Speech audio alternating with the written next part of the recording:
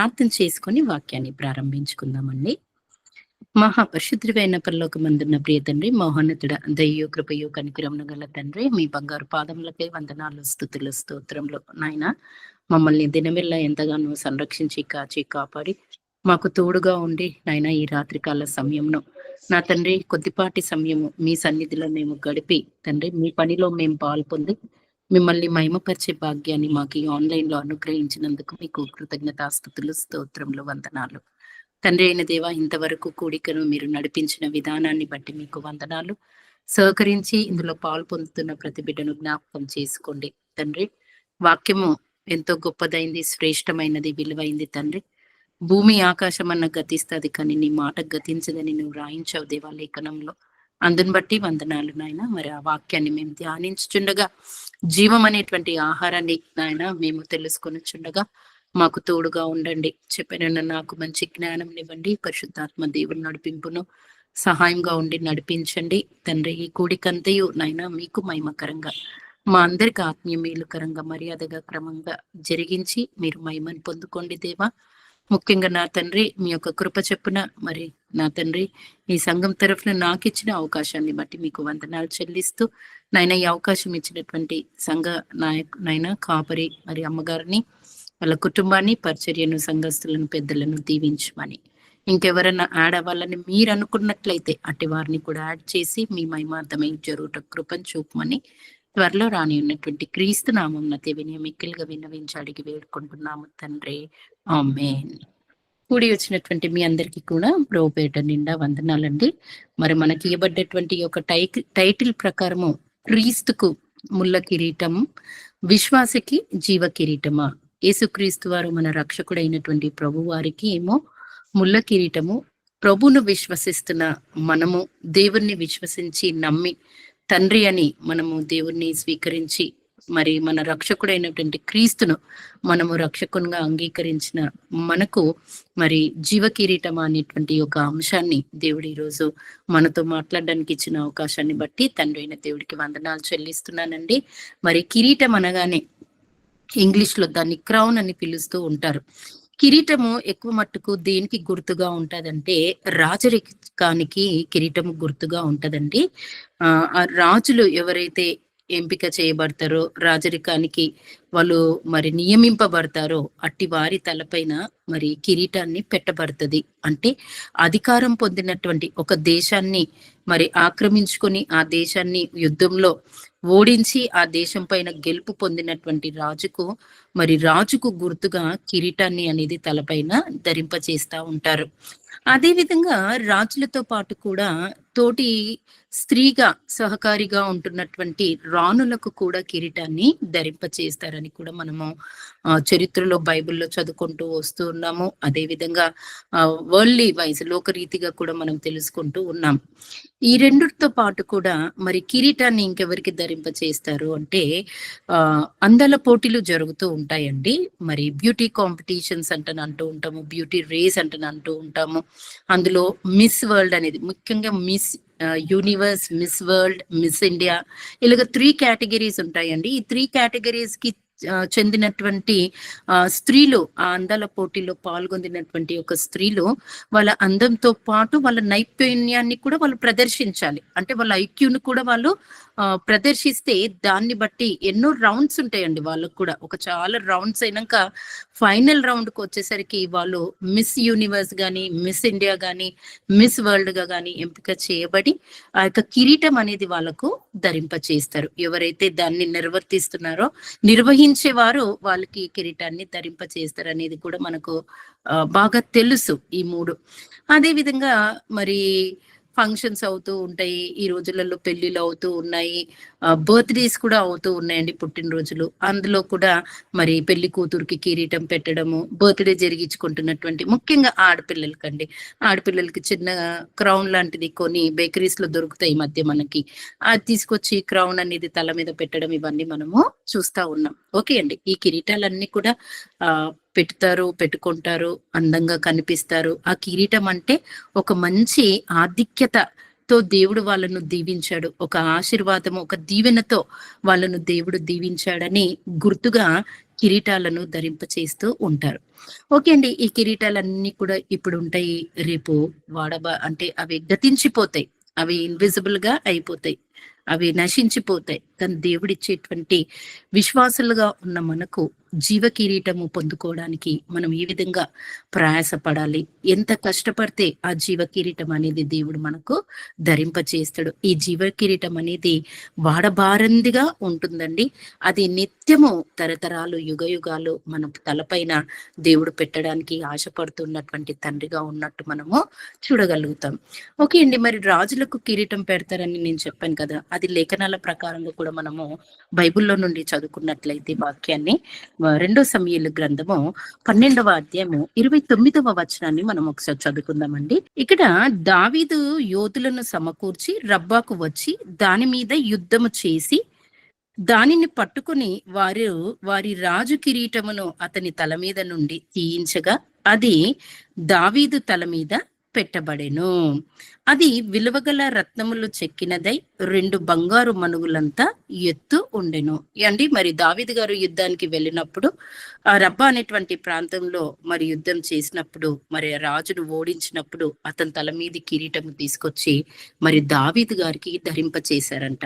ధరింప చేసినప్పుడు రాజరికానికి గుర్తుగా దావీదు గారు రాజు అయినట్టుగా కిరీటాన్ని పెట్టారు తల మీద. ఆ కిరీటం కూడా ఎలాగ అలంకరింపబడ్డదంటే అది అపరంజితో చేయబడ్డటువంటి కిరీటం. మేలిమి బంగారం అండి. మంచి ప్యూర్ గోల్డ్ తో చేయబడింది. అందులో విలువగల రత్నములు పొదిగి ఉన్నటువంటి కిరీటం అంట. అది కాకుండా ముఖ్యంగా అది ఎంత ఉందంట, దాని యొక్క ఎత్తు చూస్తే 2 అంటే చెక్కినదై 2 బంగారు మనుగులంతా ఎత్తుగలదై ఉంది. 2 బంగారు మనుగులంత ఎత్తు అంటే చాలా ఇంత హైట్ గా ఉన్నటువంటి కిరీటాన్ని దావీదు గారి తలపైన అలంకరించినట్టు మనము చూడగలుగుతున్నాం. ఏండి అపరంజి అంటే గోల్డ్ అండి. మేలిమి బంగారం, చాలా ప్యూర్ గోల్డ్, 24 క్యారెట్ అనొచ్చు. ఈ ఈ రోజులలో మనకు చిన్న ఒక గ్రామ్ గోల్డ్ కొనాలంటేనే మనం సతమతం అవుతున్నాం. ఎందుకంటే నియర్లీ 24 క్యారెట్ గోల్డ్ 80 పైన కూడా రేటు పెరిగిపోయినట్టు, 22 క్యారెట్ పెరిగిపోయినట్టు మనం చూస్తున్నాం. ఓకే, రాజరికానికి గుర్తుగా దావీదు గారిని రాజుగా నియమించినప్పుడు బంగారు కిరీటం అతనికి ధరింప చేసినట్టుగా మనం లేఖనంలో చదువుకున్నాం. అదే విధంగా రాణులకు కూడా కిరీటాన్ని ధరింప చేస్తారనేటువంటి ఒక మాట కూడా మనం తెలుసుకొని ఉన్నాం. కాబట్టి లేఖనాల ప్రకారము అది కూడా మనం ఒకసారి చదువుకున్నట్లయితే ఎస్తేరు గ్రంథాన్ని మనం ఒకసారి చూసుకుందామండి. ఎస్తేరు గ్రంథము 2వ అధ్యాయము 17వ వచనాన్ని మనం ఒకసారి చదువుకున్నట్లయితే ఈ సందర్భం అంతా కూడా మరి అశ్వరోషు రాజుగా ఉన్నప్పుడు వష్టి తన భార్యకు బదులుగా వష్టికి బదులుగా రాణిని నియమించినటువంటి సందర్భంలో మరి ఎస్తేరు మరి 12 మాసములు సుగంధ తైలములతోనూ మరి చక్కగా అలంకరింపబడ్డటువంటి ఒక సమయంలో ఆవిడ మరి హేగే అనేటువంటి అతని ఇచ్చినటువంటి వస్తువులతోనే ఆవిడ అలంకరించుకొని చక్కగా మరి రాజు ఎదుటికి వెళ్ళినప్పుడు రాజుకు అక్కడ ఉన్నటువంటి మనుషులందరికీ కూడా దేవుడు అంట దయాహృదయాన్ని కలుగచేసి ఆ యొక్క ఖడ్గము అంటే ఆ యొక్క బంగారు మరి దండము ఆమె వైపు తిప్పినప్పుడు ఆవిడ రాణిగా నియమింపబడి ఆవిడ తలపైన కూడా బంగారు కిరీటం పెట్టబడ్డట్టుగా వాక్యం మనకు సెలవిస్తుందండి. ఒకసారి ఆ సందర్భాన్ని కూడా రాణులకు కూడా మరి ఈ యొక్క బంగారు కిరీటం ధరింప చేస్తారనేటువంటి వచనాన్ని మనం చదువుకున్నట్లయితే ఎస్తేరు గ్రంథము 2వ అధ్యాయము 16వ వచనం నుండి నేను చదువుతానండి. ఈ ప్రకారము ఎస్తేరు రాజైన అశ్వరోసు ఏలుబడి యందు 7వ సంవత్సరమున టెబెతు అను 10వ నెలలో రాజనగరులోనికి అతని యుద్ధకు పోగా స్త్రీలు అందరికంటే రాజు ఎస్తెరును ప్రేమించెను. కన్యకలందరికంటే ఆమె అతని వలన దయాదాక్షిణ్యములు పొందెను. అతడు రాజ్య కిరీటమును ఆమె తల మీద ఉంచి ఆమెను వష్టికి బదులుగా రాణిగా నియమించెను. చూడండి, మరి వష్టికి బదులుగా ఎస్తెరు రాణిని రాజుగారు రాణిగా నియమించారు. నియమించినప్పుడు గుర్తు ఏం పెట్టారు ఆవిడకు, ఏ వస్తువును ఆవిడకు బహుమానంగా ఇచ్చారు అంటే రాజరికానికి గుర్తు కిరీటం. రాజుకు సాటైన సహకురాలుగా భార్యగా ఉంటే ఆవిడకు కూడా మరి కిరీటం అనేది ధరింప చేయాలనేటువంటి ఆనవాయితీ పూర్వం నుండి చరిత్రలో నుండి మనం చదువుకుంటూ వస్తున్నాం కాబట్టి మరి వష్టికి బదులుగా రాణి అయినటువంటి ఎస్తేరు యొక్క తలపైన కూడా రాజుగారు ఆ కిరీటాన్ని ధరింపచేసినట్టు అయితే మనము వాక్య ప్రకారంగా చూస్తున్నామండి. ఓకే అండి, ఇది రాజులకు రాణిలకు మరి ధరింపచేసినటువంటి కిరీటము. ఈ కిరీటం ఎంతో విలువైంది అని కూడా మనము వాక్య ప్రకారంగా తెలుసుకున్నామండి. ఈ బంగారంతో చేయబడ్డ కిరీటాలు పెడుతున్నారు మన బైబిల్లో ఉన్నటువంటి చరిత్ర ప్రకారము. కానీ లోకంలో పెడుతున్న కిరీటాలు మాత్రం బంగారంతో కాదండి, అవి మెటల్స్ తో చేయబడి మేబీ ప్రెషియస్ స్టోన్స్ తో చేయబడి ఉండొచ్చు, కానీ ఇంత విలువైన అయితే మాత్రము ఉండవు. మరి బైబిల్ చెప్పిన ప్రకారంగా కొన్ని కిరీటాలను మనము వాక్య ప్రకారంగా తెలుసుకున్నట్లయితే కీర్తనల గ్రంథము 8వ అధ్యాయము 5వ వచనాన్ని మనం ఒకసారి చదువుకుందామండి. మనుషుడిని కొద్దిగా తక్కువ వానిగా దేవుడు చేసినట్టు ఇక్కడ మనం చూస్తున్నాము. ఆ చేసినటువంటి నరపుత్రునికి దేవుడు ఏమి ధరింప చేయాలని అనుకున్నటువంటి మాట, దేవుని కంటే వానిని కొంచెము తక్కువ వానిగా చేసి ఉన్నావు, మహిమా ప్రభావములతో వానికి కిరీటము ధరింపచేసి ఉన్నావు. చూడండి, తండ్రి అయిన దేవుడు మనుషుని కొద్ది తక్కువవానిగా చేశాడు. అతనికి దేవుడు ఏ కిరీటాన్ని ధరింపచేశాడంటే మహిమ ప్రభావములతో కూడినటువంటి కిరీటాన్ని మనిషికి, అంటే నరునికి దేవుడు కన్నటువంటి కుమారులకు కుమార్తెలకు మరి ఈ యొక్క మహిమ ప్రభావం కలిగినటువంటి కిరీటాన్ని దేవుడు ధరింపచేస్తాడని మనకు వాక్యం సెలవిస్తుంది. దేవుడు అనుగ్రహిస్తున్నటువంటి ఆ మహిమ కిరీటం, మహిమ నిత్య జీవం అండి. మహిమ అనగా నిత్య జీవం, పరలోకం. దేవుడు పరలోకానికి వెళ్ళడానికి ధరింప చేస్తున్నటువంటి ఆ కిరీటాన్ని మనము ధరింప చేసుకోవాలని దేవుడు ఆశపడుతున్నట్టుగా మనము చూడగలుగుతున్నాం. ఈ కిరీటాన్ని ఎవ్వరు కూడా మన నుండి అపహరించలేరు. అపహరించడానికి ప్రయత్నం చేసినా మనం గట్టిగా స్థిరంగా విశ్వాసంలో ఉంటే మాత్రం ఎవరు కూడా ఈ కిరీటాన్ని మన నుండి అపహరించలేరని మనము చెప్పవచ్చు.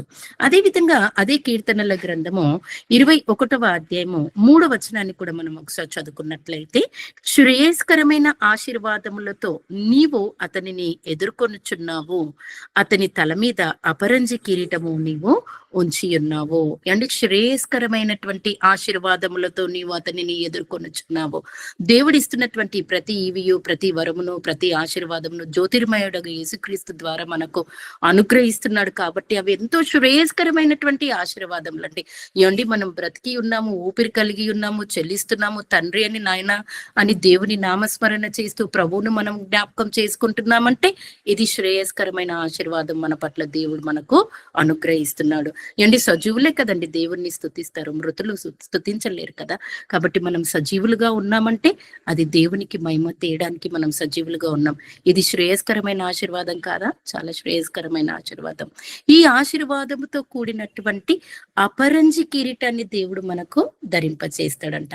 మనం పెట్టుకుంటున్న కిరీటాలు అవి ఉత్తుత్తి ఉంటాయి, తక్కువ కాస్ట్, ఎక్కువ విలువలేనిది ఉంటాయి, ఇప్పుడుండి రేపు పాడైపోయేటి ఉంటాయి. కానీ దేవుడు ఎలాంటి కిరీటాన్ని మనకు ధరింపజేస్తున్నాడంటే మేలిమి బంగారము. అపరంజి అంటే బంగారం అండి. అపరంజితో చేయబడ్డటువంటి కిరీటాన్ని తండ్రి అయినటువంటి దేవుడు మన శిరస్సు పైన మనకు ధరింప చేయడానికి దేవుడు ఆశపడుతున్నట్టుగా మనము చూడగలుగుతున్నాం.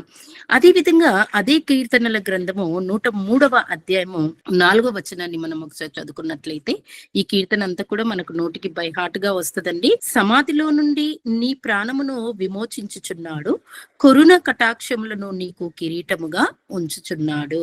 చూడండి, యేసుక్రీస్తు వారు లూక 2:52 ప్రకారం కూడా దేవుని దయందును మనుషుల దయందును జ్ఞానమందును వయసునందును యేసు ప్రభు వారు ఎదుగుచున్నట్టుగా మనకు లేఖనం సెలవిస్తుంది. కాబట్టి మనకు కూడా దేవుని దయతో పాటు మరి దేవుని కటాక్షంతో పాటు మనుషుల దయ, మనుషుల కటాక్షం కూడా మనకు అవసరమైందండి. కాబట్టి ఇక్కడ కరుణా కటాక్షములను నీకు కిరీటముగా ఉంచుచున్నాడు. మనము ఉదయం లేచామంటే మన పడక మీద ప్రార్థనలో దేవుడికి ఇచ్చిన నూతన దినానికి వందనాలు చెబుతూ, దయగలిగిన తండ్రి, నీ కరుణ నీ కటాక్షం నా పైన ఈ రోజు కుమ్మరించు, ఆ కిరీటాన్ని నాకు ధరింపచే తండ్రి. ఎందుకంటే నీ కరుణ నీ కటాక్షం నేను కలిగి ఉంటే నేను చేస్తున్న డ్యూటీలో కానీ, నేను చేస్తున్న పని స్థలంలో కానీ, నేను చేస్తున్న మీ పనిలో కానీ ఎదుటి మనుషుల యొక్క కరుణ కటాక్షం నాకు కలుగుతుంది. అలాంటి కిరీటము, అలాంటి కృప, అలాంటి అలాంటి శ్రేయస్కరమైనటువంటి దీవెనలతో నన్ను దీవించి ఈరోజు నడిపించు తండ్రి అని మనం ప్రార్థన చేసుకున్నట్లయితే, మనం చేసినా చేయకపోయినా తండ్రి మాత్రం ఆల్వేస్ రెడీగా ఉంటాడండి. సిద్ధంగా ఉంటాడు మనల్ని దీవించడానికి, మనల్ని ఆశీర్వదించడానికి, మనకు తోడుగా ఉండడానికి. కాబట్టి మనుషులిచ్చిన కిరీటం కన్నా దేవుడు అనుగ్రహించే కరుణ కటాక్షం కలిగిన కిరీటం గాని, అపరంజి కిరీటం గాని, మరి మహిమగల కిరీటంను గాని అవి ఎంతో గొప్పగా ఉంటాయని మనము చూడవచ్చు. కాబట్టి అదే విధంగా ఈ యొక్క కరుణ కటాక్షం అనేటువంటి కిరీటంతో పాటు కూడా మనం వాక్యాన్ని మళ్ళీ పరిశీలనగా తెలుసుకున్నట్లయితే, మరి పురుషునికి కూడా, మరి పురుషుడు స్త్రీకి శిరసై ఉన్నాడు అంటని పౌలు గారు ఎఫెసీ పత్రిక రాస్తూ ఒక మంచి మాట చెప్పాడండి. అది ఒకసారి చదువుకుని తిరిగి మనము పాత నిబంధనకు వద్దామండి. ఒక్కసారి సందర్భాన్ని బట్టి దాన్ని జ్ఞాపకం చేస్తాను. ఎఫెసీలకు రాసినటువంటి పత్రిక పౌలు గారు 5వ అధ్యాయము 23వ వచనాన్ని మనం ఒకసారి చదువుకున్నట్లయితే, మరి భార్యాభర్తలకు ఉన్నటువంటి పవిత్రమైన బంధంను బట్టి మరి ప్రభువు మరి పౌలుతో చెప్పించిన మాటను మనం చూసినట్లయితే, స్త్రీలారా ప్రభువునకు వలె మీ సొంత పురుషులకు లోబడి ఉండుడి. క్రీస్తు సంగమునకు శిరసై ఉన్నలాగున పురుషుడు భార్యకు శిరసై ఉన్నాడు. క్రీస్తే సంగమునకు రక్షకుడై ఉన్నాడు. కాబట్టి ఇక్కడ స్త్రీకి భర్త శిరసై ఉన్నాడండి. పురుషునికి క్రీస్తు వారు శిరసై ఉన్నారు. క్రీస్తు వారికి తండ్రి అయిన దేవుడు శిరస్సై ఉన్నాడు. చాలా ఇంటర్లింక్ ఉంటదండి ఇది కూడా. స్త్రీ తన కట్టుకున్న భర్తకు లోబడి ఉండాలి. భర్త ఎడల విధేయత కలిగి ఉండాలి. భర్త కూడా భార్యను, కింది వచనంలో చూసుకుంటే ఉంటది, భర్త కూడా భార్యను ప్రేమించి ఆమెను నిష్ఠూర పెట్టవద్దు అని కూడా వాక్యము సెలవిస్తుంది. అంటే ఒక స్త్రీకి తలపైన పురుషుడు కిరీటంగా ఉన్నాడు. ఆ కిరీటాన్ని స్త్రీ అయినటువంటి భార్య మరి విధేయత కలిగి గౌరవిస్తూ భర్త మాటకు లోబడుతూ ఒకరినొకరు ప్రేమించుకుంటూ దేవుని యొక్క సంఘంలో దేవుని పాత్రలుగా వాడబడాలి అని సెలవిస్తున్నాడు దేవుడు. ఇదెంతో గొప్ప మంచి కిరీటము. మరి నిజంగా స్త్రీకి తలపైన నీడ అని కూడా చెప్తారు, భర్తగా తలపైన నీడ అని కూడా చెప్తారు.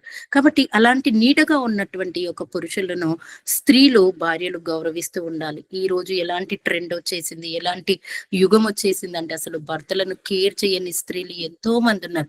నువ్వేంటి నాకు చెప్పేది, అసలు అంత వ్యతిరేకంగా మాట్లాడి, ముఖ్యంగా జాబ్స్ చేస్తున్నా, అంటే నేను అందరినీ అనట్లేదండి, కొంతమందిని.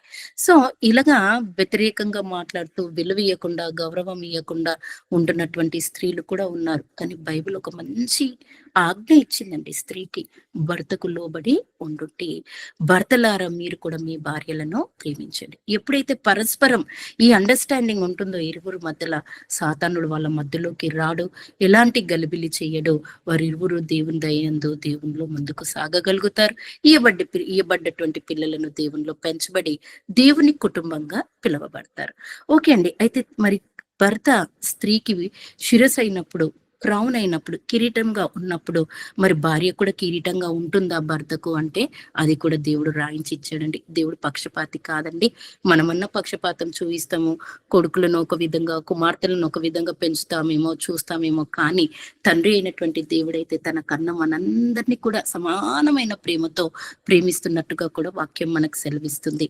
మరి భార్యలు కూడా భర్తలకు కిరీటంగా ఉన్నట్టు సొలొమోను మహారాజు చేత మరి సామెతల గ్రంథంలో దేవుడు ఒక మంచి మాట రాయించి ఇవ్వడం మనము చూడగలుగుతున్నామండి.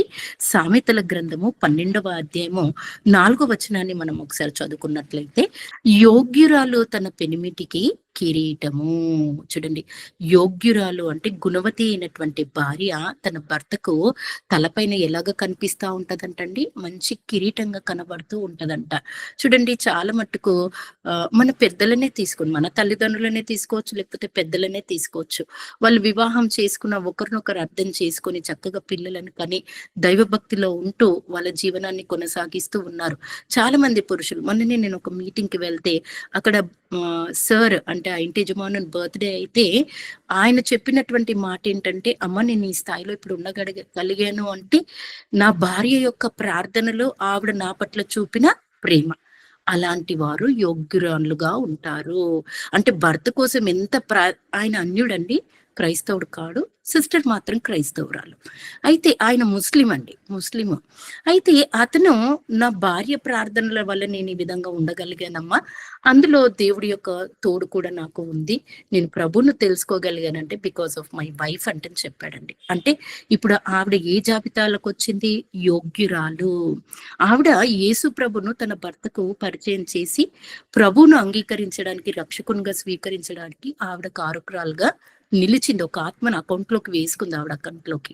కాబట్టి అలాంటి యోగ్యమైనటువంటి స్త్రీలు భర్తల తలపైన కిరీటాలుగా ఉంటారంట. ఏమండి, భర్తలు భార్యలకు కిరీటాలుగా ఉంటారు, శిరస్సుగా ఉంటారు. వెరీ గుడ్, చాలా మంచిది, ఇది దేవుడు పెట్టింది నియమం. అదే విధంగా యోగ్యురాలంటండి, యోగ్యురాలు, అందరు స్త్రీలు కాదు సుమా, యోగ్యురాలు మాత్రము భర్తలకు తలపైన కిరీటంగా ఉంటారు అంటే దేవుడు రాయించి కింది మాటలో ఏమన్నాడంటే, సిగ్గు తెచ్చినది వాని ఎముకలకు కుళ్ళు. మరి యోగ్యురాలుగా ఉండకుండా మాటకు మాట ఇచ్చేసి చర్చికి రమ్మంటే నేను రాను నువ్వు పో అనేసి ఇలాగ ఉంటారండి. కొద్ది అవిధేయతగా ఉంటారు. ఈ రోజులలో ఇంకెక్కువ ఓపికలు లేక చర్చస్ రావడం కూడా పనిచేస్తున్నారు జనాలు. ఆన్లైన్ వచ్చేసరికి ఓపెన్ చేసుకొని కూర్చుంటున్నారు. అని మనం చర్చికి వెళ్తే మనకు క్షమాపణ, దీవెన, మనకు ఆశీర్వాదం, మనల్ని దేవుడు ఎంతో మెండుగా దీవిస్తాడండి. ప్రయాసపడాలి శరీరంతో. కాబట్టి ఇలాగా యోగ్యురాలైనటువంటి భార్య, దేవుని యందు యెహోవా యందు భయభక్తులు కలిగినటువంటి భార్య మరి పురుషునికి కిరీటముగా ఉన్నట్టుగా మనమైతే చూడగలుగుతూ ఉన్నాం. అదే విధంగా మరి భార్య భర్తల విషయం దేవుడు చెప్పాడు. మరి వృద్ధులని ఏమైనా దేవుడు వదిలిపెట్టాడంటే లేదండి, వృద్ధులను కూడా దేవుడు వదిలిపెట్టకుండా ఒక మంచి మాట, వాళ్ళకు కూడా ఏది కిరీటంగా ఉందో అనేది కూడా ఇదే సామెతల గ్రంథంలో దేవుడు రాయించి ఇవ్వడం కూడా మనం చూడగలుగుతున్నాం. చూడండి, సామెతల గ్రంథము 16వ అధ్యాయము 31వ వచనాన్ని మనం ఒకసారి చదువుకుందామండి. వృద్ధులకు దేవుడు ఏది కిరీటంగా ధరింప చేశాడు అని మనం చూసినట్లయితే, నెరసిన వెంట్రుకలు సొగసైన కిరీటము. చూడండి, నెరసిన వెంట్రుకలు పెద్దవాళ్ళకు అంటే ముసలి వాళ్ళకు, వయసులో ఉన్న వాళ్ళకు సొగసైన కిరీటం అంట. ఇప్పుడు చాలా మంది అండి 50 క్రాస్ అవ్వగానే వైట్ హెయిర్ వచ్చేస్తుంది కదండి. వృద్ధాప్యంలో హాఫ్ ఆఫ్ ద లైఫ్ అయిపోయింది, హాఫ్ లోకి ఎంటర్ అయిపోయాం. కాబట్టి ఆ మైల్ స్టోన్ ఎప్పుడైతే క్రాస్ అవుతూ ఉంటామో మన ఏజ్ ని రిఫ్లెక్ట్ చేసేది ఏంటి మన బాడీ పార్ట్స్ లో అంటే కొద్దిగా స్కిన్ చేంజ్ అయిపోతుంది, అదే విధంగా హెయిర్ వైట్ వచ్చేస్తుంది. ఇప్పుడు హెయిర్ వైట్ అనేది 20 years కానీ 30 years వాళ్ళకు కూడా వచ్చేసింది. That is because of vitamins fault అని మనం చెప్పవచ్చు. ఆ వైటమిన్స్ కూడా మనం తీసుకోవాలి. అయితే ఇక్కడ వృద్ధులకు నెరసిన తల అంటే పండిపోయిన తల, తల వెంట్రుకలు తెల్లగా అయిపోతే అది వృద్ధులకు కిరీటముగా దేవుడు ఎంచుతున్నట్టుగా మనం చూస్తున్నాం. ఎలాంటి కిరీటం అంట? సొగసైన కిరీటము, గ్లిటర్, మెరుస్తున్నటువంటి కిరీటము. అండి ఈ మధ్య అసలు 60 ఏళ్ళైనా 70 ఏళ్ళైనా ఎవరికైనా తెల్లెంట్రుకలు చూస్తున్నామంటే చూడట్లేదు. ఎందుకు అంటేనంటే నేడు వచ్చినటువంటి రంగు వేసేసుకొని కదండి, మెహందీలు పెట్టేసి రంగోలీ వేసుకొని అన్ని కెమికల్స్ తో కూడినటువంటి అన్ని పెట్టేసుకొని నల్ల జుట్టును చేసేసుకుంటున్నారు. అసలు చర్చిలలోకి వెళ్తే ఎవరు వృద్ధులు కూడా తెలియట్లేదు. కానీ సిగ్గుపడొద్దండి, ఎందుకంటే వయసు మనకు రిఫ్లెక్ట్ చేస్తున్నప్పుడు దేవుడు ఆ దీవెన, ఆ ఆశీర్వాదం, ఆ వయసులోకి ప్రవేశించే ధన్యత దేవుడు ఇచ్చాడని మనం భావించి ఆ తల వెంట్రుకలు తెల్లగా ఉంటే నిజంగా ఎంత బాగా కనిపిస్తారు చూడండి. కొద్ది వృద్ధులు వస్తారండి చర్చికి కానీ బయటికి ఎప్పుడైనా వెళ్ళినప్పుడు చూస్తే, నేను చూసాను ఒక ఆవిడ కటింగ్ చేసుకుని ఉంది, పెద్ద ఆవిడ, తెల్ల జుట్టు అండి. చూసి సంతోషపడ్డాను, ఈ వాక్యం జ్ఞాపకం చేసుకుని. నిజంగా తండ్రి ఇలాంటి వాళ్ళు కనిపించే వాళ్ళైతే చాలా అర్థైపోయారు అని. కానీ అది దేవుడు ధరింప చేసినటువంటి కిరీటము, సొగసైన కిరీటం. వృద్ధులకు నెరిసిన జుట్టు అంట సొగసైన కిరీటంగా దేవుడు పెడుతూ ఉన్నాడంట. కలర్స్ పెట్టుకుంటున్నాం ఓకే, కానీ ఎంత కాలం అని పెడతాం, దానివల్ల ఎన్నో సైడ్ ఎఫెక్ట్స్ వచ్చి మన ఐసైట్ మనకు ఎఫెక్ట్ అవ్వచ్చు, మన హెల్త్ ఎఫెక్ట్ అవ్వచ్చు, మన స్కిన్ కూడా పాడవచ్చు. కాబట్టి ఆ నెరిసిన జుట్టు సొగసైన కిరీటంగా దేవుడు ఇచ్చాడని మనం భావించి ఆ విధంగా మనము ఆ యొక్క కిరీటాన్ని కలిగి ఉండాలని కూడా దేవుడు కోరుచున్నాడు. దీనితో పాటు ఇంకొక మంచి ఆధిక్యత కూడా దేవుడు కిరీటంగా మరి వృద్ధులకు ఇచ్చినట్టుగా కూడా మనము చూడగలుగుతామండి. అదే సామెతల గ్రంథము 17వ అధ్యాయము 6వ వచనాన్ని కూడా మనం ఒకసారి చదువుకున్నట్లయితే, కుమారుల కుమారులు వృద్ధులకు కిరీటము. అంటే గ్రాండ్ చిల్డ్రన్, కుమారుల కుమారులు వృద్ధుల కంట తలపైన కిరీటంగా ఉంటారంట. చూడండి, మన్మడు పుట్టాడనుకోండి, ఎంత రోషంగా ఫీల్ అవుతారండి తాతగారులు గాని, నానమ్మలు, అమ్మమ్మలు. "ఓయ్! నాకు మన్మడు పుట్టాడంటే" స్వీట్ బాక్స్ తెప్పించి పంచుతారు. ఇంకా ఆడపిల్ల పుడితే కూడా పంచుతారు కానీ చాలా తక్కువ. అంటే వాళ్ళ గర్భంలో పుట్టిన పిల్లల గర్భం నుండి వంశోద్ధారకులు కానీ, లేకపోతే మంచి ఈవితో దేవుడు మరి గర్భఫలం యెహోవా ఇచ్చు బహుమానము, కుమారులైతే ఆయన అనుగ్రహించే స్వాస్థ్యం కదండి. అలాంటి స్వాస్థ్యంతో దేవుడు ఆశీర్వదించాడని తాతగారు కూర్చున్న దగ్గర మీసాలు తిప్పుతూ ఉంటారు. నాకు మనుమడు పుట్టాడు, నేను తాతనైపోయాను, నేను అమ్మమ్మనైపోయాను, నేను నానమ్మనైపోయానని వాళ్ళు ఎంతో హర్షిస్తూ ఉంటారు, సంతోషిస్తూ ఉంటారు. ఎందుకు అంటే దేవుడు వాళ్ళకు అది ఆధిక్యత ఇచ్చాడు అండి. మన్మన్లు మన్మరాన్లు కలిగి ఉండడం కూడా ఒక దీవెన అండి. అంటే అంత ఆయుష్కాలానికి దేవుడు వాళ్ళను భూమి పైన ఉంచి వాళ్ళ గర్భవాసంలో నుండి వచ్చిన పిల్లలను చూడడానికి, వాళ్ళతో ఆడుకోవడానికి, వాళ్ళను దేవుడి కట్టడిలో పెంచడానికి కూడా దేవుడు ఆ యొక్క ఆధిక్యత, ఆ యొక్క అవకాశం వాళ్ళకు కలుగ చేస్తున్నాడు. కాబట్టి కుమారుల కుమారులు వృద్ధులకు కిరీటంగా ఉన్నట్టుగా మనం ఇక్కడ చూడగలుగుతున్నాం. మరి అదే విధంగా కీర్తనల గ్రంథం 65వ అధ్యాయము 11వ వచనాన్ని కూడా మనం ఒకసారి చదువుకున్నట్లయితే, సంవత్సరమును నీ దయా కిరీటము ధరింపచేసి యున్నావు, నీ జాడలు సారము వెదచిల్లుచున్నవి. కాబట్టి ఇక్కడ నీ జాడలు సారం వెదచిల్లు అంటే వాక్యాన్ని వెదజల్లే వారిగా మనం ఉన్నాం. ఎప్పుడు మన జీవితంలో మనం బర్త్డేస్ చెప్పుకుంటూ ఉంటాం, పుట్టినరోజులు గడిచిన సంవత్సరం అయిపోతుంది. చాలా మటుకు ఈ యొక్క రెఫరెన్స్, ఈ వాక్యము బర్త్డే సందర్భంగా ఎక్కువగా దైవజనులు చెప్పడం, వాటి నోటి గుండా మనం వింటూ ఉంటాం. మరి అదే అంటున్నారు చూడండి, సంవత్సరము నీ దయా కిరీటాన్ని ధరింపచేసి ఉన్నావు. యేసుక్రీస్తు వారు కూడా ఎలాగా దేవుని దయందు మనుషుల దయందు ఎదిగారో మనకు కూడా ఆ దయ అవసరమై ఉంది. కాబట్టి దైవజనులు ఈ వచనాన్ని చెప్పి ప్రార్థన చేస్తున్నట్టుగా కూడా మనము చూడగలుగుతామండి. కాబట్టి ఈ రోజు ఇంత ఆయుష్ కలిగి మనం ఆరోగ్యం కలిగి ఉన్నామంటే అది తండ్రి అయినటువంటి దేవుడు మనకు అనుగ్రహించినటువంటి దయా కిరీటాన్ని. ఈ దయా కిరీటాన్ని మనం ఎప్పుడైతే ధరింప చేసుకుంటామో అది ఎవరు కూడా మనలో నుండి తీసివేయలేరు. అయితే ఈ దయా కిరీటాన్ని మనం ధరింప చేసుకొని ఉన్నప్పుడు, ఈ దయా కిరీటాన్ని ధరించుకున్న మనము జాడలు అంటే వాక్యం అనేటువంటి సారాన్ని తెలియని వాళ్ళకు, అనేకులకు మనము ప్రచురము చేయాలి. ఆ నూతన సంవత్సరం దేవుడు ఎప్పుడైతే ఇచ్చిండో ఆ నూతన సంవత్సరంలో ఈ వాక్యాన్ని మనము ప్రకటన చేసి కనీసం ఒక్క ఆత్మనన్నా మనం దేవునిలోకి నడిపించి, అగ్నిలో నుండి పడకుండా ఒక ఆత్మను మనం రక్షణలోకి నడిపించాలి అంటే దేవుడు వాక్యం మనకి ఇక్కడ సెలవిస్తుంది. ఓకే అండి, ఇవన్నీ కూడా మంచి కిరీటాలుగా దేవుడు మనకు అనుగ్రహిస్తూ వస్తూ ఉన్నాడు. ఇప్పుడు వాక్య ప్రకారమైనటువంటి అంటే దేవుడు మరి దేవుడి కోసం ప్రయాసపడి, సువార్త నిమిత్తం ప్రయాసపడి, దేవుని కోసం నిందలు పడి శ్రమలు పొందినటువంటి వారి నిమిత్తం కూడా కొన్ని కిరీటాలను దేవుడు భద్రపరిచి ఇచ్చినట్టు మనం చూడగలుగుతాం. ఒకసారి పౌలు గారు కొరింథీకి రాసినటువంటి పత్రిక, 1 కొరింథీ పత్రిక 9వ అధ్యాయము 25వ వచనాన్ని మనం ఒకసారి చదువుకుందామండి. మరియు పందెమందు పోరాడు, పందెం అంటే తెలుసు కదండి, రన్నింగ్ రేస్ అనుకోవచ్చు, ఏదన్నా రేస్. ఓకే అండి.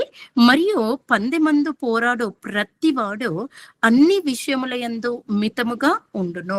ఎప్పుడైతే ఏ కాంపిటీషన్ లో అయితే మనము పార్టిసిపేట్ చేస్తున్నామో అదేదన్నా కావచ్చు, అందులో ఎలాగుండాలంట, మనం చాలా మితముగా ఉండాలంట. మితముగా ఉన్నప్పుడు ప్రతివాడు అన్ని విషయముల యందు మితముగా ఉండును. వారు క్షయమగు కిరీటమును పొందుటకును, మనమైతే అక్షయమగు కిరీటమును పొందుటకును మితముగా ఉన్నాము. ఇప్పుడు రన్నింగ్ రేస్ పోటీ పెట్టారనుకోండి, చీతలాగా పరిగెత్తే అతను బోల్ట్ అనుకుంటా, Usain Bolt, yes, running race లో అతనైతే సమ్ ఫ్యూ మినిట్స్ అండి అది ఛేదించేవాడు. ఆ యొక్క టార్గెట్ ని ఛేదించి చిరుత పులిలాగా ఫాస్ట్ గా పరిగెత్తి ఆ క్రౌన్ ని అతను సంపాదించుకునేవాడు. ఫస్ట్ అనేటువంటి ప్రైజ్ ని అతను సంపాదించుకునేవాడు.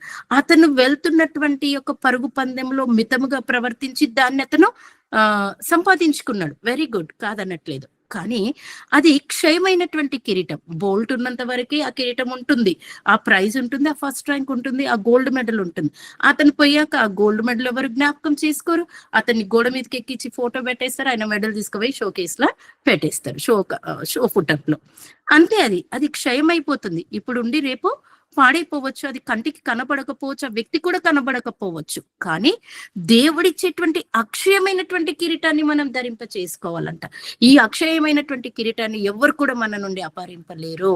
ఆ అక్షయ కిరీటము అంటే అది కలకాలము, యుగయుగాలు, తరతరాలు దేవుడు మన తలపైన ధరింప చేస్తాడంట. కాబట్టి అక్షయమైనటువంటి కిరీటాన్ని మనం పొందడానికి సువార్త అనేటువంటి రేస్లో, ఈ పరుగు పందెంలో మనము నీతిగా, న్యాయంగా, యథార్థంగా, మనం సత్యముగా దీని యందు మనము పరిగెత్తినట్టయితే, మితముగా మనం ఎప్పుడైతే ప్రవర్తిస్తామో తండ్రి అయినటువంటి దేవుడు అక్షయమైనటువంటి ఆ కిరీటాన్ని మనకు ధరింప చేస్తాడంట. మరి ఎంతమంది ఆ కిరీటాన్ని పొందుకోవడానికి పోరాడుచున్నారు? రోజు మన పనులైనా, రోజు మన డ్యూటీలైనా, రోజు మన ఫ్యామిలీ అయినా, రోజు మన ఫంక్షన్స్ అయినా, రోజు మన ఫ్యామిలీస్ అయినా, రోజు మన నేబర్స్ అయినా, దేవుడి పని ఏమైపోవాలి? దేవుడి పనికి మనం ఎప్పుడైతే మన శరీరాన్ని పనముగా వాడి, మనం సమయం ఇచ్చి, మన పనితో పాటు దేవుడి పని మనం చేసి, ఒక్క ఆత్మనన్న మన అకౌంట్లోకి, పరలోకంలో ఉన్న మన అకౌంట్, హెవెన్లీ సేఫ్టీ లాకర్ కదండి, ఆ అకౌంట్ లో మనం ఒక్క ఆత్మనన్న వేసుకుంటే, ఆ మితముగా పరిగెత్తినటువంటి పందెంలో తండ్రి అయినటువంటి దేవుడు అక్షయమైన కిరీటాన్ని మనకు ధరింప చేస్తాడు. అది పౌలు గారు అలాగ చేశారు కాబట్టి ఆ అక్షయమైన కిరీటాన్ని ధరింప చేసుకోవడానికి అతను అర్హుడుగా ఉన్నట్టుగా కూడా మనము చూడగలుగుతున్నాం.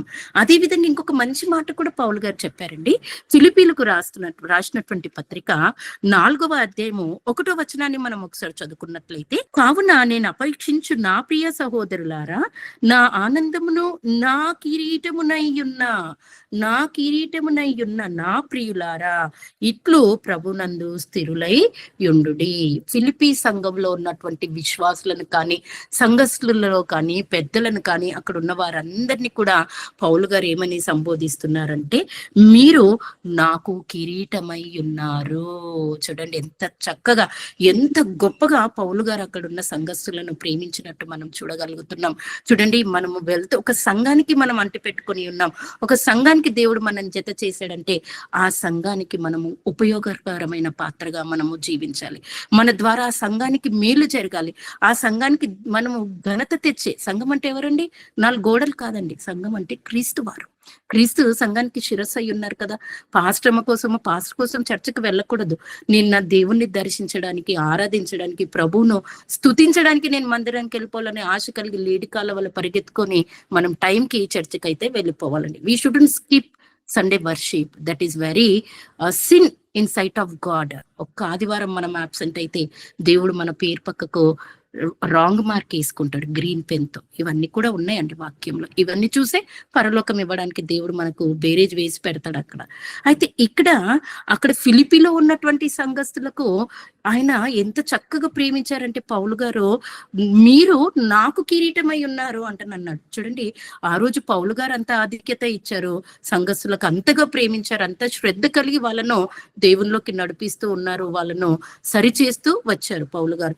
నేడున్నటువంటి సంఘాలలో ఉన్న దైవజనురాలు కూడా సంఘస్థులను ఎంతో ప్రేమిస్తూ ఉంటారండి. ఏంటి, వాళ్ళు ఏదైనా బాధ కలిగిందంటే, అనారోగ్యం వచ్చిందంటే, వాళ్ళకి ఏదైనా జరగకూడదు జరిగిందంటే, దుఃఖ కార్యం ఏదైనా జరిగిందంటే, సంతోషం ఏమైనా కలిగిందంటే దైవజనులు ప్రార్థన చేయరండి? ఖచ్చితంగా ప్రార్థన చేస్తారు.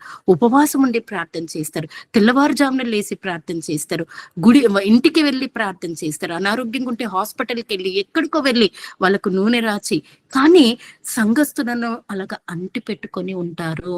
సొంత బంధువుల కన్నా అంత ఇంపార్టెన్స్ ఇవ్వరు, కానీ సంఘస్థులకు ప్రాముఖ్యత ఇస్తూ ఉంటారు. ఎందుకు అంటే దేవుడు వారిని జత చేశాడు, వాళ్ళను కాయుటకు వీళ్ళను అధికారిగా ఉంచాడు. కాబట్టి గొర్రెలను సరైన మార్గంలోకి నడుపుతున్నప్పుడు, ఆ గొర్రెకు బాధ కలిగినప్పుడు చక్కటి ఆదరణ కూడా దైవజనుల ద్వారా దేవుడు అనుగ్రహిస్తా ఉంటాడు.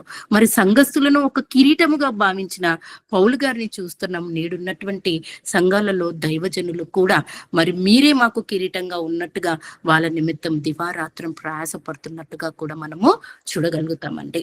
మరి అదే విధంగా తిమోతికి పత్రిక రాస్తూ పౌలు గారు ఇంకొక మంచి మాట కూడా చెప్పినట్టు మనం చూడగలుగుతాం. చూడండి, 2 తిమోతి 2వ అధ్యాయము 5వ వచనాన్ని కూడా మనం ఒకసారి చదువుకున్నట్లయితే, ఇక్కడ పౌలు గారు మరి సేవ చేస్తున్నటువంటి తన శిష్యునికి చాలా చక్కటి మాటలు చెప్తూ ఉన్నట్టు చూడగలుగుతాం. మరియు జట్టి అయిన వాడు పోరాడునప్పుడు నియమ ప్రకారము పోరాడకుంటే వానికి కిరీటము దొరకదు. చూడండి, నియమ ప్రకారంగా మనము పోరాడాలి. సేవ కూడా దేవుడు అనుగ్రహించినటువంటి రూల్స్ అండ్ రెగ్యులేషన్స్ ప్రకారంగా మనం చేస్తూ ఉంటే మనం కిరీటం అనేది, జీవ కిరీటం అనేది మనము పొందుకుంటూ ఉంటాము. అంటే ఒక రూల్లో, ఇప్పుడు ఒక రన్నింగ్ రేస్ లో ఉందంటే దానికి ఒక రూల్ ఉంటుంది. ఎప్పుడు స్టార్ట్ చేయమంటారంటే అది బ్లింక్ అయినప్పుడు, లేకపోతే సైరన్ ఇచ్చినప్పుడు, సౌండ్ ఇచ్చినప్పుడు స్టార్ట్ చేయాలి, పరిగెత్తాలి.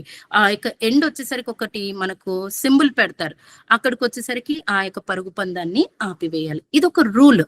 దీనికి ఒక రూల్ ఉన్నప్పుడు, నియమం ఉన్నప్పుడు, పాటిస్తున్నప్పుడు, మనం దేవునిలో ఉన్నప్పుడు, దేవుని యొక్క సేవలో మనం ప్రయాణం చేస్తున్నప్పుడు మనకు కూడా కొన్ని రూల్స్ అని ఉంటాయి. వాటిని కూడా మనం ఎప్పుడైతే పాటిస్తూ, ఆ యొక్క జట్టి అయిన వాడు అంటే పోరాటంలో కాంపిటీటర్స్ ఉంటారు మనకు. ఆ కాంపిటీషన్ లో మనతో పాటు కాంపిటీటర్స్ ఉంటారు. మనకు కూడా కాంపిటీషన్ ఉందండి ఎక్కువ కూడా, ఓకేనా. మన కాంపిటీటర్, మనల్ని చోదించేవాడు సాతానుగాడు ఉంటాడు కదా, వాడిని ఛేదించి ఆ జట్టి అయిన వాడిని మనం ఓడించి పరుగు పందెంలో మనం ముందుకు సాగినట్టయితే ఆ యొక్క ప్రయాణంలో మనము కిరీటాన్ని పొందుకోగలుగుతాము. కానీ మరియు జట్టి అయిన వాడు పోరాడినప్పుడు నియమము ప్రకారము పోరాడకుంటే, నియమము దేవుడు చెప్పిన రూల్ ప్రకారం మనం సేవ చేయకపోతే మనకు నిత్యమైనటువంటి నిత్య జీవం అని, మహిమగల అనేటువంటి కిరీటాన్ని దేవుడు ధరింప చేయడు అంటే దేవుడు వాక్యం ఇక్కడ మనకు సెలవిస్తుంది. ఓకే అండి. అదే విధంగా యాకోబు గారు కూడా పత్రిక రాస్తూ, ఏమంటే దేవుడు పనిని చేపట్టిన మనము చాలా నీతి న్యాయములతో చాలా జాగ్రత్తగా సేవ చేసినట్టయితే ఆ కిరీటాన్ని తప్పకుండా దేవుడు మనకు ధరింప చేస్తాడండి. యాకోబు గారు కూడా పత్రిక రాస్తూ 1వ అధ్యాయం 12వ వచనంలో ఒక మాట చెప్పారు చూడండి. శోధన సహించువాడు ధన్యుడు, అతడు శోధనకు నిలిచిన వాడై ప్రభువు తాను ప్రేమించు వారికి వాగ్దానము చేసిన జీవ కిరీటము పొందును. జట్టి అయిన వాడు నియమము ప్రకారంగా ఎప్పుడైతే పరిగెత్తుతాడో కిరీటం దొరుకుతుంది, పరిగెత్తకపోతే దొరకదు. మనం కూడా నియమం ప్రకారం సేవ చేస్తే ఆ జీవ కిరీటాన్ని మనము పొందుకుంటాం. అదే విధంగా ఆ యొక్క పరుగు పందెంలో ఏముంటదంట మనకు? శోధన. అది దేవుడి వల్ల రావచ్చు, సాతాను వల్ల రావచ్చు, మన ఇంటి వాళ్ళ వల్ల రావచ్చు, సంఘస్థుల వల్ల కూడా రావచ్చు అండి. ఎవరి వలన కూడా మనకు శోధన కలగవచ్చు. కానీ ఆ శోధనను మరి జయించి దాన్ని గెలిచి, నేను బ్రతుకుట క్రీస్తే చావైతే లాభం అని పౌలు గారు ఎలాగన్నారో, మనం కూడా ఏదేమైనా తండ్రి నేనైతే వెళ్ళిపోతున్నాను సువార్త పనికి, ఇదో ప్రార్థన చేసుకున్నాను, నాకు తోడయుండు, నేను ప్రార్థనకు వెళ్తున్నాను, నేను సంఘానికి వెళ్తున్నాను ఈ పని చేయడానికి అని ప్రార్థన చేసుకొని మనం శ్రమలన్నీ కూడా అధిగమించి మనం చర్చికి వెళ్దామని చుట్టమని సాతాను వస్తాడండి ఇంటికి. చుట్టం రాగానే బిర్యానీలు ఉండడం, చుట్టం వచ్చిందని ఎలాగో ఫీల్ అయిపోతారంటే దేవుడు వచ్చినట్టు ఫీల్ అవుతాం ఆ చుట్టాన్ని. ఆ చుట్టం ఎంతటి వాడు ఇప్పుడు వచ్చి రేపు వెళ్ళిపోతాడు, మన దగ్గర ఏమి ఉండడు, మనకు అవసరకి రారు, అక్కడికి రారు. కానీ అలాంటి వారికి will give the top priority and the importance. We keep even God also aside. That is very wrong. అయితే ఇక్కడ ఈ శ్రమలు వస్తాయి. ఇలాగ శోధన వచ్చినప్పుడు, ఏమండి మేము చర్చికి వెళ్తున్నాం, వీలైతే రండి మాతో పాటు, ఏంటి మీరు ఇలాగ ఉండండి మేము త్వరగా వస్తామని చెప్పి వచ్చేసామనుకోండి, ఆ శోధనను గెలిచి నువ్వు మందిరానికి వస్తే దేవుడు నీకు జీవ కిరీటాన్ని ధరింప చేస్తాడు. గాడ్ ఈజ్ సో స్ట్రిక్ట్, ఈ so lovable to all of us. అది మనం మధ్యలో పెట్టుకొని ఆ శోధనను సహించి మనం ఎప్పుడైతే ప్రభువును ప్రేమించే వారిగా ఉంటామో, ఆయన ఇచ్చిన వాగ్దానాలను మనం నెరవేరుస్తూ ఉంటామో, అప్పుడు తండ్రి అయినటువంటి దేవుడు తప్పకుండా మనకు జీవ కిరీటాన్ని అనేది ధరింప చేస్తాడని దేవుడు వాక్యం ఇక్కడ మనకు సెలవిస్తుంది. మరి అదే విధంగా పేతురు గారు కూడా ఒక మాట తన పత్రికలో రాస్తూ ఒక మాటను జ్ఞాపకం చేశారండి. పేతురు గారు కూడా ఒక మాట చెప్పారు చూడండి, కిరీటం నిమిత్తము. 1 పేతురు 5వ అధ్యాయము 3వ వచనాన్ని 4వ వచనాన్ని నేను చదువుతానండి. 1 పేతురు 5వ అధ్యాయము 4వ వచనాన్ని మనం చదువుకున్నట్లయితే, ప్రధాన కాపరి ప్రత్యక్షమైనప్పుడు మీరు వాడబారని మహిమ కిరీటము పొందుదురు. పైన వచనంలో మనం చూస్తే సంఘ పెద్దలకు కొన్ని బాధ్యతలు ఇచ్చారండి పేతురు గారు. అక్కడ చక్కగా మీరు ఆ బాధ్యతను మీరు పాటించండి. 3వ వచనం నేను చదువుతాను చూడండి. మీకు అప్పగింపబడిన వారిపైన ప్రభులైనట్టు మందకు మాదిరిలుగా ఉండుడి. మీకు అప్పగింపబడ్డటువంటి సేవలో మీరు మందకు మాదిరిలుగా ఉంటే, మీరు వాళ్ళని చక్కగా ఏలి దేవునిలో వాళ్ళను నడిపిస్తున్నట్లయితే, మీ పనిని మీరు నీతి న్యాయములతో జరిగించినట్లయితే తప్పకుండా ప్రధాన కాపరి అనగా యేసు ప్రభు వారు రెండో రాకడ వచ్చినప్పుడు వాడబారని మహిమ కిరీటాన్ని మనకు ధరింపచేస్తాడంట. వాడబారని అంటే ఎప్పుడు ఎవ్వరు వాడని కిరీటం దేవుడు మనకు మన ఇండివిజువల్ కిరీటాలు ఉంటాయండి. ఒక్కొక్కరికి ఒక్కొక్క కిరీటం సిద్ధపరిచి పెట్టాడు తండ్రి అయిన దేవుడు పరలోకంలో. అది మనకు ధరింపచేస్తాడంట. ఇప్పుడు మిస్ యూనివర్స్ అయిపోయినాక ఆవిడ టర్మ్ 1 year అయిపోయినాక నెక్స్ట్ అయిన మిస్ యూనివర్స్ కి ఆ కిరీటాన్ని తెచ్చి ఈమె తల మీద పెడతారు కానీ కొత్తది పెట్టరు. కానీ గాడ్ సెకండ్ హ్యాండ్ ఎప్పుడు మనకి ఇవ్వడు. అన్ని ఫ్రెష్, అన్ని లేటెస్ట్, మంచి ఈవులతో దేవుడు మనల్ని దీవిస్తాడు. కాబట్టి వాడబారని యొక్క కిరీటాన్ని దేవుడు మనకు ధరింప చేస్తాను అంటే దేవుడు వాక్యం మనకు సెలవిస్తుంది. ఆ వాడబారని కిరీటము, మరి ఆ జీవ కిరీటము మీరు నేను పొందుకోవాలి అంటే మనము అప్పగింపబడ్డటువంటి పనిలో నమ్మకంగా చేయాలి, నీతితో ఉండాలి, శ్రమలను అధిగమించాలి, మన దేహాన్ని పనముగా దేవుని పనికి సజీవ యాగంగా మనము వాడుకోవాలి. మరి పౌలు గారు ఒక కిరీటాన్ని చెప్పి నేను ఒకటి చెప్పి ముగిస్తానండి. పౌలు గారు కూడా ఒక కిరీటాన్ని సంపాదించుకున్నారంట. తాను చేసినటువంటి సువార్త పనిలో కానీ తను పడ్డటువంటి ప్రయాసానికి దేవుడు మంచి ప్రతిఫలం నాకు ఇచ్చాడని పౌలు గారు కూడా దేవుణ్ణి ఘనపరిచినట్టుగా మనం చూడగలుగుతున్నామండి. ఒకసారి ఆ మాట మనం చదువుకున్నట్లయితే తిమోతికి 2 తిమోతి పత్రిక రాస్తూ పౌలు గారు 2 తిమోతి 4వ అధ్యాయము 7వ వచనం, నేను 5వ వచనం నుండి చదువుతానండి. అయితే నీవు అన్ని విషయములలో మితముగా ఉండము. మితం అనే పదం చాలా వింటున్నాం చూడండి. చాలా మట్టుకు ఈ రోజులలో ఆవేశంతో పనులు చేస్తున్నారు కానీ ఆలోచనలు పనులు చేయడం చాలా తగ్గిపోయింది. మనము ఆవేశంతో ఎప్పుడు ఏ పని చేయకూడదు. ఆలోచనతో మనము ఓపికతో మితముగా పనులను చేపడితే అవి గ్రాండ్ సక్సెస్ఫుల్ గా ఉంటాయి. కాబట్టి అయితే నీవు మరి తిమోతి గారు, శిష్యుడైన తిమోతికి పౌలు గారు చక్కటి హెచ్చరిక మాటలు చెప్తున్నారు మనకు కూడా అండి అవి. అయితే నీవు అన్ని విషయంలో, కొన్ని విషయాలు అన్నాడు, అన్ని విషయాలు అన్నాడు, అన్ని విషయాలలో what ever it is, in all the circumstances, in all the issues, అయితే నీవు అన్ని విషయములలో మితముగా ఉండుము, శ్రమ పడుము, సువార్తికుని పని చేయుము, నీ పరిచర్యను సంపూర్ణంగా జరిగించుము. అన్ని విషయాల్లో మితముగా ఉండు తిమోతి, శ్రమపడు, దేవుని నిమిత్తం శ్రమపడుమని చెప్పాలండి, ఖచ్చితంగా చెప్పాలండి. ఈ రోజులలో కొంతమంది దైవజనులు, పాస్టర్స్, మీరు దేవుని నమ్ముకోండి, ఆశీర్వాదాలు వస్తాయి, స్వస్థతలు వస్తాయి, దీవెనలు వస్తాయి అని చెప్తారు. చెప్పండి, మంచిది, నేను కాదనట్లేదు. కానీ దేవునిలో ఉంటే శ్రమలు కూడా వస్తాయమ్మా, శ్రమలు కూడా ఎదుర్కోవాలి. వాటిని ఎదుర్కొంటేనే దేవుడు మనల్ని తన బిడ్డలుగా స్వీకరిస్తాడు, మనల్ని పరీక్షిస్తాడు. ఆ పరీక్షలో మనము దేవుణ్ణి గెలిపిస్తే మనము దేవుడు మనల్ని గెలిపిస్తాడు. అంటే శ్రమ పడుమని స్ట్రాంగ్ గా తిమోతిని తయారు చేసింది ఎవరు అంటే తన గురువు అయినటువంటి పౌలు గారు. కాబట్టి నేను కూడా ఎప్పుడు చెప్తా ఉంటాను, ప్రభు పనిలో శ్రమలు ఉంటాయండి, నేను కాదనట్లేదు. ఎందుకంటే వీఆర్ ఫేసింగ్ హైదరాబాద్ లో ముఖ్యంగా this is a very dangerous zone for the gospel work. Okay, అయితే ఇక్కడ శ్రమ పడుము అని చెప్తున్నాడు.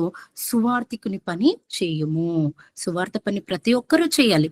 అది ఎవరెవరికి ఒక్కొక్క తలాంతు ఇచ్చాడు దేవుడు. ఆ తలాంతును బట్టి నీ తలాంతును కప్పేసి భూమిలో పాతి పెట్టకుండా దాన్ని బయటికి తీసి నువ్వు కరపత్రికగా చెప్తావా, నోటి ద్వారా చెప్తావా, లింక్ పంపిస్తావా, ఒక వాక్యంని నువ్వు షేర్ చేస్తావా. ఈరోజు చాటంత ఫోన్లు మనకు ఆండ్రాయిడ్ వచ్చాయి కదా.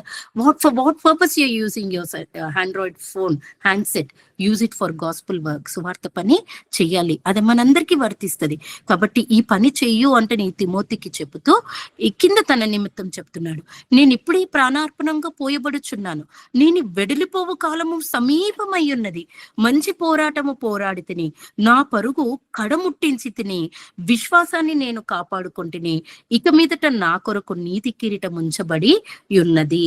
ఆ దినమంది నీతిగల న్యాయాధిపతి అయినటువంటి ప్రభు అది నాకు మాత్రమే కాకుండా తన ప్రత్యక్షతను అపేక్షించు వారందరికీ అనుగ్రహించును. కాబట్టి మరి పౌలు గారు పరుగు పందెం అంటే బోల్ట్ గుర్తొచ్చాడు మనకు కదండి. కానీ పౌలు గారు సువార్త అనేటువంటి పరుగు పందెంలో he ran so fast, he ran with his righteousness, నీతిమంతుడుగా పరిగెత్తి మరి ఎన్నో సంఘాలను స్థాపించి, పత్రికలను రాసి, శ్రమలను పడి, దిగంబరిగా ఉండి, ఆకలి దప్పులతో ఉండి, మరి కొరడాలతో కొట్టబడి, ఎంతో హింసింపబడి, అద్దీంట్లో 2 సంవత్సరాలుండి సువార్తం చేసి తన తోటి వారికి మరి ఆహారం పెడుతూ, వాళ్ళకు సహాయం పడుతూ, వాళ్ళ ద్వారా కూడా దేవుడు పని చేయిస్తూ గొప్పగా సేవ చేసినటువంటి యొక్క పౌలు గారు నీతి కిరీటాన్ని పొందుకొని ఉన్నారంట. ఆ నీతి కిరీటాన్ని దేవుడు మనకు కూడా ఇస్తాడని కింది వచనంలో రాయించాడండి. ఎప్పుడు పౌలు వరే మనము కూడా శారీరకంగా శ్రమ పడ్డప్పుడు దేవుని పని నిమిత్తము నింద, బాధ, హింస, శ్రమ మనం కూడా అనుభవించి పర్ఫెక్ట్ గా మనకి ఇవ్వబడ్డటువంటి ఆయుష్ కాలంలో పనికాలం ఎప్పుడైతే మనము దేవుని పనికాలం ముగిస్తామో ఆ నీతి కిరీటాన్ని దేవుడు మనకు కూడా ధరింప చేస్తాడు. అది ఎవరు కూడా మనలో నుండి తీసివేయలేరు. ఈ నీతి కిరీటము, జీవ కిరీటము, మహిమగల కిరీటము ఇవన్నీ కూడా యుగ యుగాలు అక్షయమైనటువంటి కిరీటాలు ఇవన్నీ. వీటిని మనం సంపాదించుకోవడానికి మనం ప్రయాసపడాలి. లోకులు ఇచ్చే కిరీటాలు ఇప్పుడు ఉండి రేపు టైం అయిపోగానే అవి మనలో నుండి వాళ్ళు మన దగ్గర నుండి తీసేసుకుంటారు. మన పీరియడ్ కూడా అయిపోతుంది. కాబట్టి ఇన్ని కిరీటాలు దేవుడు మనకు తన యందు నీతిగా ఉంటే, భయభక్తులు కలిగి ఉంటే, నమ్మకంగా ఉంటే దేవుడు మనకు ధరింప చేస్తానంటున్నాడు. ఏంటి మనల్ని ఎంత ప్రేమిస్తున్నాడు దేవుడు అంటే, మనల్ని ఎంతో ప్రేమిస్తున్నాడండి. ఇశ్రాయేలీలను ప్రేమించిన దేవుడు మనల్ని ప్రేమిస్తున్నాడు. మనం ఒక ఆదివారం రాకున్నా దేవుడు మనల్ని శిక్షించడండి. బికాజ్ వీఆర్ ఇన్ కృపాకాలము. ఈ కృపాకాలంలో మనం ఉన్నాం కాబట్టి బ్రతికి తండ్రి అని మళ్ళొచ్చే ఆదివారం మనం వస్తున్నామంటే అక్కడ యేసు ప్రభు వారు మన నిమిత్తం మొరపెట్టుకుంటూ ఉన్నాడు. తండ్రి ప్లీజ్ ఏమనకు, వాళ్ళని ఏమనకు, క్షమించు. ఈ ఆదివారం చుట్టం వచ్చారని మానిపోయారు కదా, వచ్చే వారం తప్పకుండా వస్తారు చూడండి అంటే కొద్ది దీర్ఘశాంతం కలిగి ఉండండి తండ్రి అంటే మన పక్షాన ప్రభు వారు రిక్వెస్ట్ చేస్తున్నారు. కాబట్టి మనము బ్రతికి బట్ట కట్టి చెల్లించి నాయన తండ్రి అంటున్నాం గాని అందులో మన మంచితనం గాని గొప్పతనం గాని రవ్వంతా కూడా ఏమీ లేదు.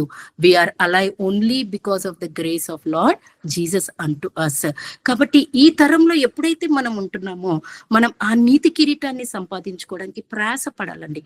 Don't skip church, don't skip reading Bible, don't skip praying to God. ఈ మూడు చాలా ఇంపార్టెంట్. ప్రార్థన చేయాలి, వాక్యం చదువుకోవాలి, దేవుని ఆవరణని మనము దర్శించాలి. ఎప్పుడైతే ఇవి చేస్తామో మనం ఖచ్చితంగా ఆ జీవ కిరీటాన్ని మనము ధరింప చేసుకుంటాం.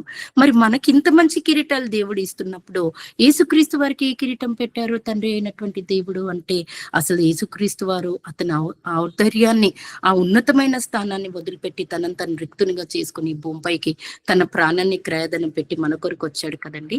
అలాంటప్పుడు మనం ఇంకెంత జాగ్రత్త కలిగి ఉండాలి, ఆ కిరీటాన్ని పొందుకోవడానికి మనం ఎంత భక్తి శ్రద్ధలు కలిగి ఉండాలి. చూడండి యేసు ప్రభు వారికి ఏ కిరీటం పెట్టారు ఒక మాట మనం చూసుకొని ముగించుకుందామండి. యోహాను సువార్త 19వ అధ్యాయము 2వ వచనాన్ని ఒకసారి మనం చదువుకుందామండి. తండ్రి అయినటువంటి దేవుడు తన కుమారుణ్ణి ఈ భూమి పైన శరీరధారిగా పంపించి తన ప్రాణాన్ని మన కోసం క్రయధనముగా పెట్టి మనకు రక్షణను అనుగ్రహించినటువంటి తండ్రి అయిన దేవుని అద్వితీయ కుమారునికి లోకులు పెట్టిన కిరీటం ఏంటి అని మనం చూసుకున్నట్లయితే అప్పుడు పిలాతు యేసును పట్టుకొని ఆయనను కొరడాలతో కొట్టించెను.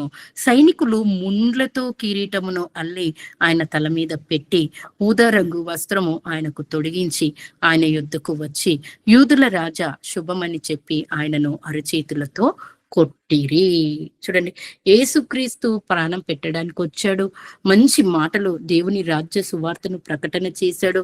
చనిపోయిన వారిని లేపారు, పాపులను క్షమించాడు, రోగులను స్వస్థపరిచాడు, అనేకమైన సూచక క్రియలు అద్భుతాలు చేశారు. ప్రభువు పంచిన ప్రేమను ప్రభువు అంటే దేవుడు పంచిన ప్రేమను ప్రభువు కలిగి ఆ ప్రేమను కల్వరి శిలువ పైన ప్రభువారు మనకు కనపరిస్తే ఉల్టా ప్రభువును గనపరిచేది పోయి అక్కడున్న యూదులు కానీ ఇశ్రాయేలు కానీ అతన్ని సిలువనెక్కించి ముళ్ళ కిరీటాన్ని ధరింపచేశారు. ఆ ముళ్ళ కిరీటాన్ని యేసు ప్రభు వారు ధరించుకున్నారు. ఎవరి కోసం అంటే ఏంటి? That is only because of you and me. మన కోసము, రాబోయే తరం కోసము దేవుడు ఆ యొక్క ముళ్ళ కిరీటాన్ని ధరింప చేసుకోవడానికి ఇష్టపడ్డారు. మన తలపైన ముళ్ళ కిరీటం పెడితే ఊరుకుంటామా అండి మనం? అమ్మో, మనం రివోల్ట్ అవ్వమా? అమ్మో ఏంది ఇంత కూచుకుపోతుంది, ఒక చుక్క బ్లడ్ అంటింది అనుకోండి, అమ్మో బ్లడ్ వచ్చేస్తుంది మా తల నుండి, ఈ కిరీటం మాకెందుకు వద్దు, చీ అని తీస్తాను అక్కడ పడేసి పెట్టిన వాళ్ళను నానా మాటలు అంటామంటే అంటామండి.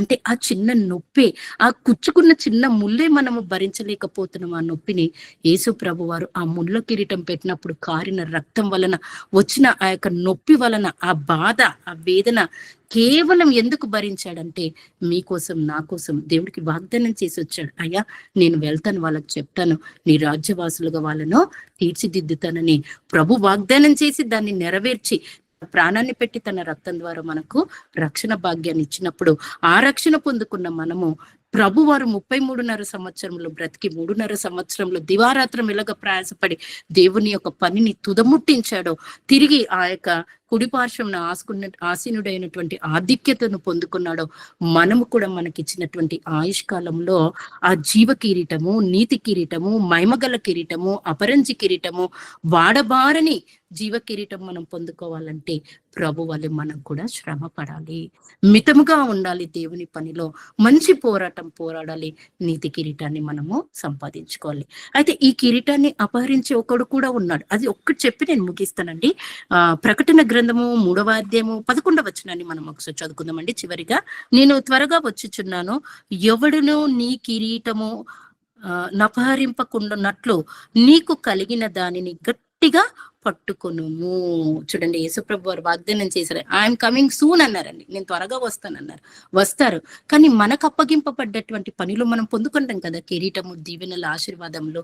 అది ఎవరు కూడా అపహరించకుండా గట్టిగా పట్టుకోమంటుంది దేవుడు వాక్యం మనకు సెలవిస్తుంది. అపహరించేవాడు ఒకడు ఉన్నాడు, మన విరోధి. అతనే వాడే సాతాను. వాడు ఎక్కడో మనకు లింక్ పెట్టేస్తాడు, చెక్ పెట్టేస్తాడు. బైబిల్ చదవనీయడు, నిద్రదేస్తాడు, మందిరానికి పోనీయడు, దేవుడు పనికి రానియడు, కష్టం ఇవ్వనీయడు. ప్రతి దానికి దేవుడు అంటేనే వాడు ఆటంకంగా ఉంటాడు. కానీ అలాంటి పరిస్థితులను మనం అధిగమించి వాణ్ణి ఓడించి యోబు వలె ఎలాగ దేవుణ్ణి మనం గెలిపిస్తామో, ఒక పౌలు వలె మనం ఎలాగ మన పరుగు పందెంలో మితముగా ఉండి నీతి కిరీటాన్ని సంపాదించుకుంటామో, పేతురు గారు చెప్పినట్టు వాడబారని జీవ కిరీటాన్ని మనం ధరింప చేసుకుని ఉన్నట్లయితే దేవుడు ఆ కిరీటాన్ని మన తలపైన పెట్టడానికి రెడీగా ఉన్నాడు. ఈ యొక్క తీర్పు దినాన మన తలపైన ఎప్పుడైతే కిరీటాలు దేవుడికి కనబడతాయో, రా నా కుమార్తె, నా రాజ్యాన్ని స్వతంత్రించుకొని దేవుడు మనకు సెలవిస్తాడు. రా నా కుమారుడా, మంచి పోరాటం పోరాడవు, ఇదో నీతి కిరీటం నీకు ఉంచబడింది, రా దాన్ని నీకు ధరింప చేస్తానని దేవుడు మనకు పిలిచి తన రాజ్య నివాసులుగా చేసుకునే అవకాశము కలుగుతూ ఉంటుంది. కాబట్టి ఈనాడున్నటువంటి రోజులలో మనకెన్నో శోధనలు, బాధలు, ఇరుకులు, ఇబ్బందులు వస్తాయండి, నేను కాదనట్లేదు. కానీ వాటినన్నిటినీ కూడా అధిగమించి దేవుడిచ్చేటువంటి ఆ మహిమగల కిరీటాన్ని మనం ధరింప చేసుకోవాలని దేవుడు ఎంతో కోరుతున్నాడు. దేవుని యొక్క కోరికను తీర్చే పిల్లలుగా మనం ఉండాలని దేవుడు ఆశపడుతున్నాడు. ఈ ఆశను తీర్చే బిడ్డలుగా మనం అందరము ఉండి దేవుని సంతోష పెట్టాల్సిందిగా కోరుచున్నాను. మరి నాకు ఇంత మంచి అవకాశం ఇచ్చినటువంటి మరి సంఘ పెద్దలైనటువంటి వారందరికీ, మరి పాస్టర్ గారికి, పాస్టర్ అమ్మకు, మరి సండే స్కూల్ పిల్లలకు, యవనులకు అందరికీ కూడా నిండా వందనాలు చెల్లిస్తున్నాను. Thank you to heavenly father also. ఒక్క మాట ప్రార్థన చేసి ముగిస్తానండి. పరలోకమందున్న ప్రియ తండ్రి, మీ పరిశుద్ధ అద్వితీయ గొప్ప నామమును బట్టి వందనాలు నాయన. మీరు ఇయ్యబోతున్నటువంటి ఆ యొక్క జీవ కిరీటము నా తండ్రి, వాడబారని జీవ కిరీటం తండ్రి, మరి మహిమగల కిరీటాన్ని దేవా, నీతి కిరీటాన్ని మేము ధరింప చేసుకునే భాగ్యాన్ని మాకు ఇవ్వండి అయ్యా. మాకిచ్చిన ఆయుష్కాలంలో, ఆయుష్కాలం అయిపోతుంది, పనికాలం ఉండిపోతుంది తండ్రి. పనికాలాన్ని అయిపోగొట్టి ఆయుష్కాలానికి మేము దగ్గరగా వచ్చే భాగ్యాన్ని మాకు దయచేయండి. మేము ఏదన్నా నిర్లక్ష్యంగా ఉంటే, తప్పిదంలో ఉంటే, మీలో అపరాధంగా మేము ఉంటే దయతో మాకు క్షమాపణ దయచేయండి, మమ్మల్ని మన్నించండి. మీ దయను, మీ దయా కిరీటాన్ని మాకు ధరింప చేయండి తండ్రి. నాయన, నాకు మంచి అవకాశం ఇచ్చినటువంటి నాయన సంఘ కాపరి అమ్మగారికి, కుటుంబీకులకును, సంఘస్థులకు, పెద్దలందరికీ కూడా దీవించండి, ఆశీర్వదించండి. సంఘ సేవను ఇంకా మీరు దినదినమును అభివృద్ధి చేసి విస్తరింపచేసి నూతన ఆత్మలు ఈ సంఘంలో చేర్చబట్టుకు మీ కనికరంను చూపండి తండ్రి. సంఘంలో ఎవరైనా గర్భిణీలు ఉన్నట్లయితే సుఖమైన కాన్పుకు సిద్ధపరచుకోండి. సంఘంలో యవన బిడ్డలను బలమైన సాధనములుగా వాడుకోండి. మంచి భవిష్యత్తులను వాళ్ళకి ఇవ్వండి. సంఘంలో ఉన్న సండే స్కూల్ పిల్లలను మీ దయలో ఎదిగే బిడ్డలుగా ఆశీర్వదించండి. నాయన, సంఘంలో ఉన్న పెద్దలకు నాయన నెరిసిన జుట్టు కుమారులు వాళ్ళ కిరీటం అన్నాం. ఆ విధంగా నాయన వృద్ధులను దీవించి ఆశీర్వదించండి తండ్రి. మీ పనికి గొప్పగా వాడుకోండి. అయ్యగారిని, అమ్మగారిని దీవించండి. వాళ్ళు జరిగిస్తున్న పరిచర్యని ఆశీర్వదించండి. దయగలిగిన ఆయన, మరి అదే విధంగా ఎంతమంది అయితే ఉద్యోగ ప్రయత్నాలలో ఉన్నారు సంఘాలలో, యవన బిడ్డలు కానీ నాయన పనులు లేకున్న వారికి మంచి ఈవులను దయచేయండి. అవును తండ్రి, మేము పని చేసి ఆ కష్టం నీకు పెట్టి మీ పనిలో మేము నమ్మకంగా సాగాలి. ఆ విధంగా ఆశీర్వదించండి తండ్రి. మరి కూడి వచ్చిన ఈ యొక్క మీట్ లింక్ లో ఉన్న ప్రతి బిడ్డ, ప్రతి కుటుంబాన్ని మీ పరదీవెనల చేత, ఏ సంబంధమైన వరముల చేత వాడబారని జీవ కిరీటాన్ని పొందుకునే ఆశీర్వాదంతో మేమందరము ముందుకు సాగుటకు మీ కృపను మాకు దయచేయమని దేవాన్ని వాక్యం చెప్పే అవకాశం నాకు ఇచ్చినందుకు మరోసారి వందనాలు చెల్లిస్తూ, త్వరలో రాని అన్నటువంటి క్రీస్తు నామమున వినయమిక్కిలుగా అడిగి వేడుకుంటున్నాం తండ్రి. ఆమేన్.